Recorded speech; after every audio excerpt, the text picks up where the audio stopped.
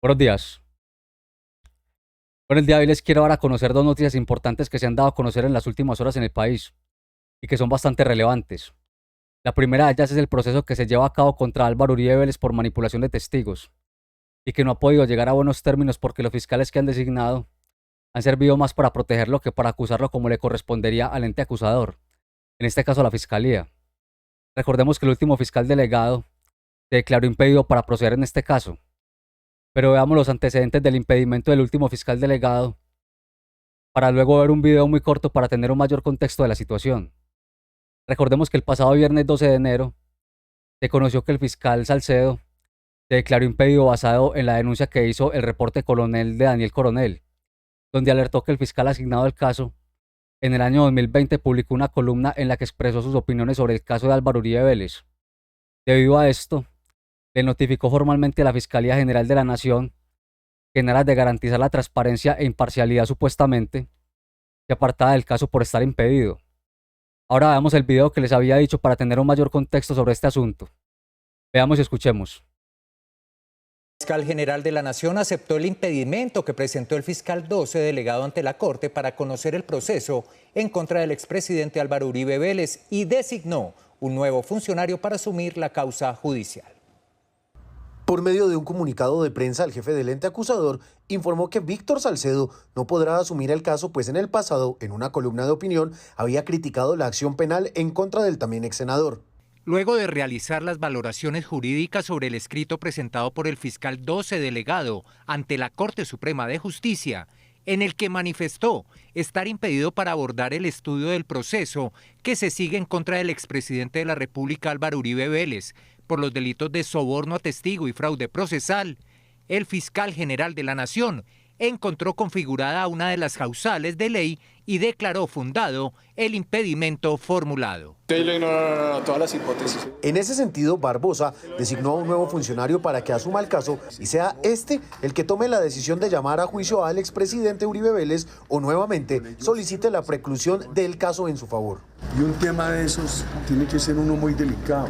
Ante esta determinación se envía el expediente al coordinador de la Unidad de Fiscales Delegados ante la Corte Suprema de Justicia para que se asigne el conocimiento al fiscal delegado que siga en turno. De acuerdo con esa determinación, será Gilberto Iván Villarreal Pava, fiscal delegado ante la Corte, el funcionario que esté al frente del caso. Con la llegada de Villarreal Pava al caso, ya son 5 los fiscales que han tenido conocimiento de este proceso.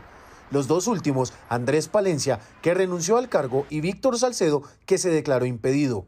Ahora, Gilberto Iván Villarreal Pava tendrá 90 días adicionales a los 15 que han pasado desde la salida de Palencia para determinar cuál será el futuro jurídico del expresidente, que es investigado formalmente desde el año 2018, en medio de un proceso que ha pasado por la Corte Suprema de Justicia, la Fiscalía, los juzgados de conocimiento y el Tribunal Superior de Bogotá, sin que se tome una decisión de fondo. Pues bien, ya vimos las dilaciones que ha tenido este proceso, que ha sido bastante largo y desgastante, ya que no se ha llegado a ninguna conclusión, aunque hay abrumadoras pruebas que demuestran la responsabilidad de Álvaro Uribe Vélez en este caso de manipulación de testigos, pero ningún fiscal ha actuado en consecuencia, y por el contrario todos los fiscales designados han actuado a su favor, cosa que era de esperarse, en esta fiscalía manejada por Francisco Barbosa, que como sabemos es muy afín al uribismo. Así que habrá que esperar cuál es el proceder de este nuevo fiscal designado, que asume el mismo rol de los anteriores fiscales, o cambia de rumbo y asume con gallardía este proceso, hasta que llegue a su culminación. Bueno, ahora vamos a ver otra noticia relacionada con Andrés Pastrana y el presidente Gustavo Petro, ya que este personaje Andrés Pastrana ha sido citado a conciliación debido a la denuncia que instauró el presidente Petro en su contra por hacer afirmaciones que se tipifican como injuria y calumnia. Veamos de qué se trata. Recordemos que este pleito se remonta a noviembre de 2023, cuando Pastrana en sus redes sociales aseguró que la campaña presidencial de Gustavo Petro no había sido otra cosa que la fusión del gobierno con el narcotráfico bajo el velo de una farsa denominada Paz Total. El mandatario respondió a las pocas horas con el anuncio de acciones legales contra Pastrana. Estas se materializaron el 7 de diciembre del mismo año, fecha en la que Petro lo denunció ante la Fiscalía por los delitos de injuria y calumnia, basado en el artículo 220 y 221 del Código Penal, dijo el presidente Gustavo Petro en su momento. Quiero dejar claro que estas acusaciones son completamente falsas. No existe ninguna base de verdad en sus afirmaciones, y dichas declaraciones no reflejan en lo más mínimo la realidad de mi administración y los principios que la guían, aseveró el presidente en su momento. Recordemos que el presidente Petro argumentó que las declaraciones del expresidente Pastrana tienen un potencial significativo para dañar su honra y desacreditar su gobierno, en tanto ocupa una prominente posición y la amplia difusión. Dijo el presidente, quiere obtener relevancia y figuración política mediante la manipulación y distorsión de la información. Ahora veamos lo que ha dicho este personaje Andrés Pastrana con respecto a esta citación. Veamos.